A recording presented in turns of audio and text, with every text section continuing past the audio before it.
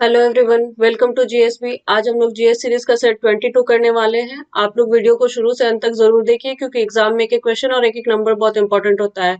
और अगर आपने हमारी प्रीवियस वीडियोस नहीं देखी हैं तो उन वीडियोस को भी जरूर देखिए। हमारा फर्स्ट क्वेश्चन है, संपत्ति के अधिकार को किस संवैधानिक संशोधन के द्वारा समाप्त किया गया? तो बहुत इंपॉर्टेंट क्वेश्चन है ये। तो संपत्ति के अधिकार को 44वें संविधान संशोधन 1978 के द्वारा समाप्त किया गया।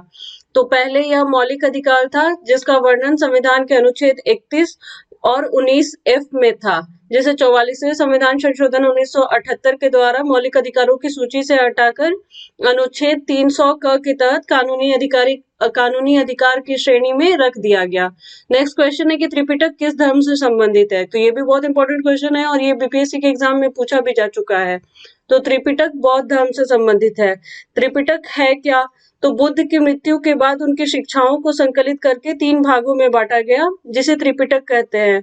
वो 3 भाग कौन कौन से हैं? विनय पिटक, सूत पिटक और अभिधम्म पिटक। तो विनय पिटक में संघ संबंधी नियम तथा आचार शिक्षाएं दी गई हैं। सूत पिटक में धार्मिक सिद्धांत दिए गए हैं तथा अभिधम्म पिटक में दार्शनिक सिद्धांत दिए गए हैं। नेक्स्ट क्वेश्चन है कि राजस्थान की कौन सी नदी साल भर बहती है? तो इसका आंसर होगा चंबल नदी। तो चंबल नदी के बारे में कुछ फैक्ट्स हैं, जैसे चंबल नदी यमुना की सहायक नदी है और यह नदी जाना पाव पर्वत महू से निकलती है। तो इस नदी का प्राचीन नाम क्या है? इस नदी का प्राचीन नाम चरमवाती है और इस नदी पर टोटल 4 जल विद्युत परियोजनाएं हैं। कौन कौन सी? गांधी सागर परियोजना, राणा सागर परियोजना, जवाहर सागर परियोजना और कोटा बैराज परियोजना। नेक्स्ट क्वेश्चन है कि कौन सी पंचवर्षीय योजना हेराल्ड डोमर मॉडल पर आधारित थी? तो इसका आंसर होगा प्रथम पंचवर्षीय योजना। प्रथम पंचवर्षीय योजना का टाइमिंग क्या था? तो प्रथम पंचवर्षीय योजना का टाइमिंग 1951 से 1956 था और इस योजना का मुख्य उद्देश्य अर्थव्यवस्था के संतुलित विकास की प्रक्रिया आरंभ करना था और इस योजना में कृषि को उच्च प्राथमिकता दी गई थी। नेक्स्ट क्वेश्चन है, बहुत इंपॉर्टेंट क्वेश्चन है ये भी। आपेक्षिक आर्द्रता का मापन किस यंत्र के द्वारा किया जाता है? तो इसका आंसर होगा हाइग्रोमीटर। अगर आप लोगों को वीडियो पसंद है तो आप लोग वीडियो को लाइक जरूर कीजिए। हमारा नेक्स्ट क्वेश्चन है कि भारत सरकार के सबसे ऊंचे पद का सिविलियन अधिकारी कौन होता है? तो इसका आंसर होगा मंत्रिमंडल सचिव। तो मंत्रिमंडल सचिव क्या होता है? मंत्रिमंडल सचिव मंत्रिमंडल सचिवालय का प्रमुख होता है और यह देश का वरिष्ठतम लोक सेवक होता है। नेक्स्ट क्वेश्चन है कि आदि ग्रंथ या गुरु ग्रंथ साहिब का संकलन किसने किया था? तो ये भी बहुत इंपॉर्टेंट क्वेश्चन है। तो इसका संकलन गुरु अर्जुन देव ने किया था। गुरु अर्जुन देव सिखों के 5वें गुरु थे। सिख धर्म में टोटल 10 गुरु हुए, जिसमें सिख धर्म के संस्थापक गुरु नानक थे और इसके अंतिम और 10वें गुरु गुरु गोविंद सिंह थे। तो आदि ग्रंथ में क्या दिया हुआ है? आदि ग्रंथ में सिखों के 6 गुरुओं हिंदू भक्तों कबीर, बाबा फरीद, नामदेव एवं रैदास की रचनाएं और उपदेश शामिल हैं। नेक्स्ट क्वेश्चन है कि ब्रह्मपुत्र नदी का उद्गम स्थल क्या है? तो ब्रह्मपुत्र नदी का उद्गम स्थल चेमा युंगडुंग ग्लेशियर है। तो ब्रह्मपुत्र नदी तिब्बत में मानसरोवर झील से 80 किलोमीटर की दूरी पर स्थित चेमायुंगडुंग ग्लेशियर से निकलती है और बंगाल की खाड़ी में मिल जाती है। तो ब्रह्मपुत्र नदी की कुल लंबाई टोटल 2900 किलोमीटर है और भारत में इसकी लंबाई 916 किलोमीटर है। इसकी कुछ सहायक नदियां दिबांग, लोहित, कामेंग इत्यादि हैं। हमारा नेक्स्ट क्वेश्चन है कि सामुदायिक विकास कार्यक्रम का प्रारंभ कब किया गया? तो ये भी बहुत इंपॉर्टेंट क्वेश्चन है और ये आप लोगों के लिए जानना जरूरी है। तो इसका प्रारंभ 2 अक्टूबर 1952 को किया गया। तो किस उद्देश्य से इसकी स्थापना की गई थी? तो देश में कृषि कार्यक्रम और संचार प्रणाली में सुधार के साथ साथ ग्रामीण स्वास्थ्य और स्वच्छता और ग्रामीण शिक्षा में पर्याप्त वृद्धि के लिए सामुदायिक विकास कार्यक्रम लागू किया गया था। नेक्स्ट क्वेश्चन है कि शरीर के अंदर लेजर किरणों को भेजने में किसका प्रयोग होता है?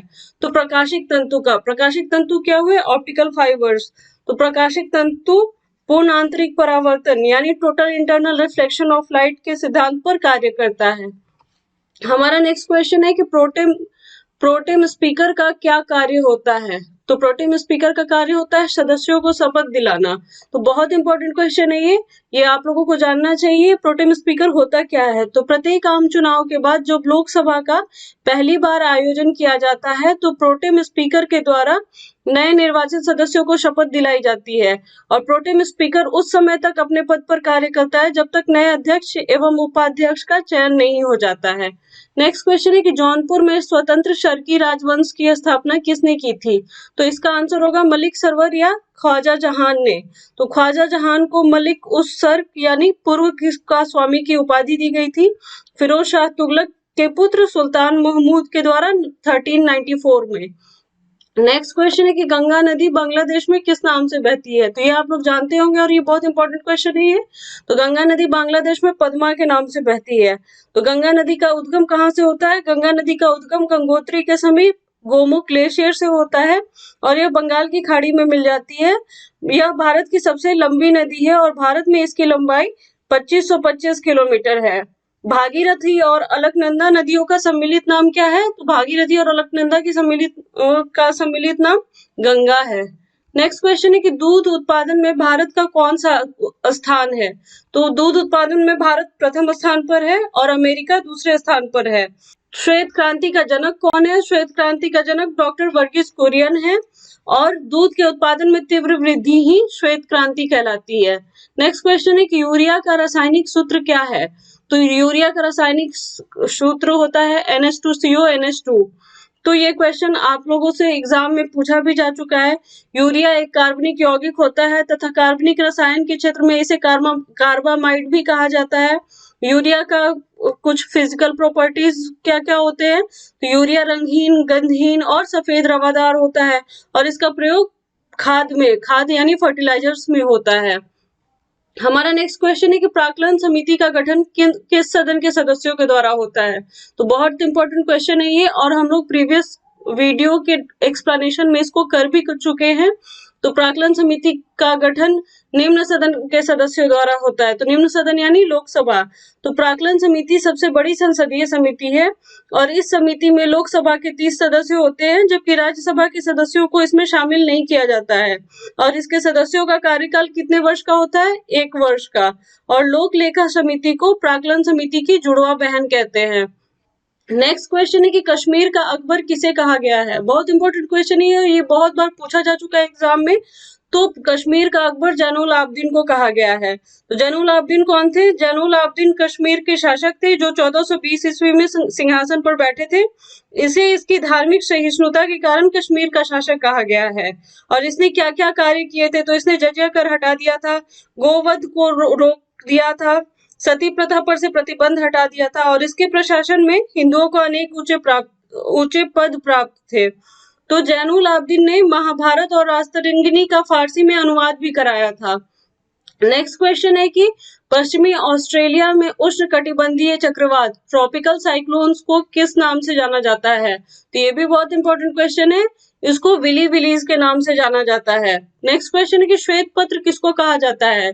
तो श्वेत पत्र यानी ये इकोनॉमिक्स का टर्म हो गया। तो इसे राष्ट्रीय लेखा सांख्यिकी भी कहा जाता है। नेक्स्ट क्वेश्चन है कि रुधिर यानी ब्लड में ग्लूकोज की मात्रा बढ़ने पर कौन सी बीमारी होती है? तो ये शायद आप लोग जानते होंगे, मधुमेह या डायबिटीज होता है। तो शरीर में इंसुलिन के अल्प श्रवण से डायबिटीज और अति श्रवण से हाइपोग्लाइसीमिया नामक रोग होता है जिसके कारण जनन क्षमता तथा दृष्टि कम होने लगती है। आप लोग वीडियो को लाइक, शेयर और सब्सक्राइब जरूर कीजिए ताकि ज्यादा से ज्यादा लोग इस वीडियो को देख सके और इस वीडियो का लाभ उठा सके। हमारा नेक्स्ट क्वेश्चन है कि पंचायती राज अधिनियम का निर्माण करने वाला प्रथम राज्य कौन है? ये भी बहुत इंपॉर्टेंट क्वेश्चन है। इसका आंसर होगा कर्नाटक। तो पंचायती राज अधिनियम को 73वें संवैधानिक संशोधन 1992 के द्वारा लागू किया गया था तथा पंचायती राज को टोटल 29 विषय प्रदान किए गए हैं और इसमें त्रिस्तरीय ढांचे का प्रावधान किया गया है। तो त्रिस्तरीय ढांचे में क्या क्या हुआ? ग्राम स्तर पर ग्राम पंचायत, प्रखंड स्तर पर पंचायत समिति और जिला स्तर पर जिला परिषद। नेक्स्ट क्वेश्चन है कि राष्ट्रीय स्वयंसेवक संघ की स्थापना किसने की थी? तो ये भी बहुत इंपॉर्टेंट क्वेश्चन है। इसकी स्थापना डॉक्टर हेडगेवार ने की थी। कब की थी? तो 1925 में। नेक्स्ट क्वेश्चन है कि विश्व का सबसे ऊंचा ज्वालामुखी कौन है? तो विश्व का सबसे ऊंचा ज्वालामुखी ओजस डेल सलाडो है। यह कहाँ स्थित है? तो यह दक्षिणी अमेरिका के चिली अर्जेंटीना सीमा पर एंडीज पर्वतमाला में स्थित है। नेक्स्ट क्वेश्चन है संयुक्त राज्य सुरक्षा परिषद में कुल कितने सदस्य होते हैं? बहुत इंपॉर्टेंट क्वेश्चन है, ये जानना चाहिए आप लोगों को। तो टोटल 15 सदस्य होते हैं, जिसमें 5 स्थायी और 10 अस्थायी सदस्य होते हैं। तो 5 स्थायी सदस्यों में कौन कौन है? 5 स्थायी सदस्यों में अमेरिका, रूस, ब्रिटेन, फ्रांस और चीन है, जबकि अस्थायी सदस्यों का निर्वाचन महासभा अपने 2/3 बहुमत से 2 वर्षों के लिए करती है। नेक्स्ट क्वेश्चन है कि पौधों की वृद्धि को नियंत्रित करने वाला हार्मोन कौन सा है? तो ये भी बहुत इंपॉर्टेंट क्वेश्चन है ये। तो ऑक्सिन्स पौधों की वृद्धि को नियंत्रित करते हैं और इसकी खोज 1880 ईस्वी में चार्ल्स डार्विन ने की थी और इसका निर्माण पौधों के ऊपरी हिस्सों में होता है। नेक्स्ट क्वेश्चन आप लोगों के लिए है। आप लोगों के लिए जो क्वेश्चन है वो ये है कि भारतीय प्रेस का मुक्तिदाता किसे कहा जाता है? बहुत इंपॉर्टेंट क्वेश्चन है ये भी। आप लोग इसका आंसर कमेंट बॉक्स में जरूर दीजिए और साथ ही साथ ये भी बताइए कि आप लोगों को वीडियो कैसा लगा। Thank you. जय हिंद।